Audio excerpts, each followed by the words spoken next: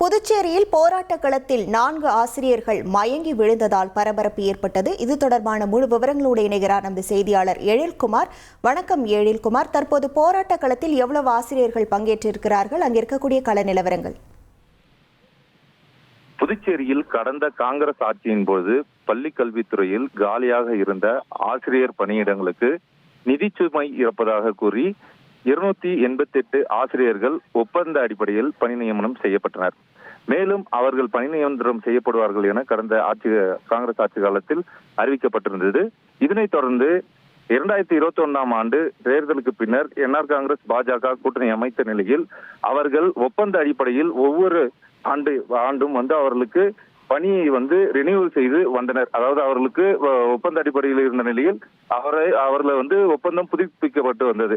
இந்நிலையில் இவர்களை பணி நிரந்தரம் செய்ய வேண்டும் என புதுச்சேரி அரசுக்கு தொடர்ச்சியாக ஒப்பந்த ஆசிரியர்கள் கோரிக்கை வைத்திருந்தனர்.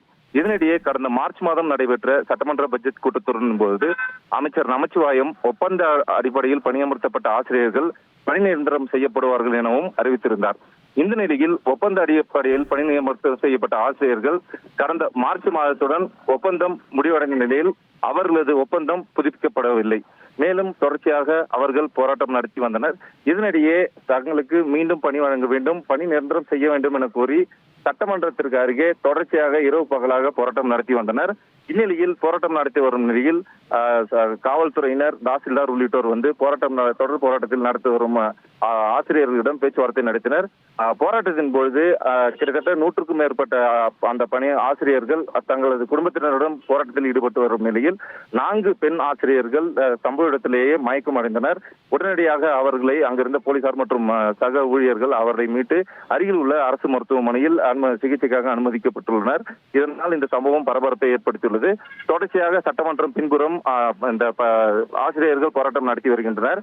மேலும் காவல்துறை சார்பில் சட்டமன்றம் அருகே போராட்டம் நடத்தாமல் மாற்று இடத்தில் போராட்டம் நடத்துவதற்காகவும் அனுமதி அளிக்கப்பட்டுள்ளனர். புதுச்சேரியில் போராட்டத்தில் ஈடுபட்டு வரும் ஆசிரியர்களில் 4 பெண் ஆசிரியர்கள் போராட்ட களத்தில் மயக்கமடைந்த சம்பவம் பரபரப்பை ஏற்படுத்தியுள்ளது என்றே கூற வேண்டும். உங்கள் முழு விவரங்களுக்கு நன்றி எழில்குமார்.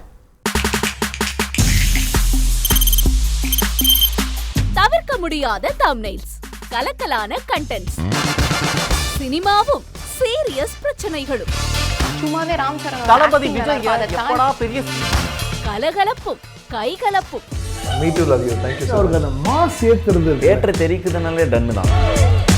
பிரேக்கே இல்லாமல் பிரேக்கிங் நியூஸ் சொல்லும் தந்தி டிவி ஆப். இன்ஸ்டா தலைமுறை வரை இறங்கி அடிக்கும் தந்தி டிவியின் டிஜிட்டல் எக்ஸ்க்ளூசிவ். பாடி காமிச்சீங்க. அது அதை விட மோசம். இல்ல பாடி காமிச்சீங்கன்னா அது இன்னும் வெரி பேட். தந்தி டிவி ஆப்பை இலவசமா டவுன்லோட் செய்யுங்க. ஃபாலோ பண்ணுங்க, சப்ஸ்கிரைப் பண்ணுங்க, என்ஜாய் பண்ணுங்க.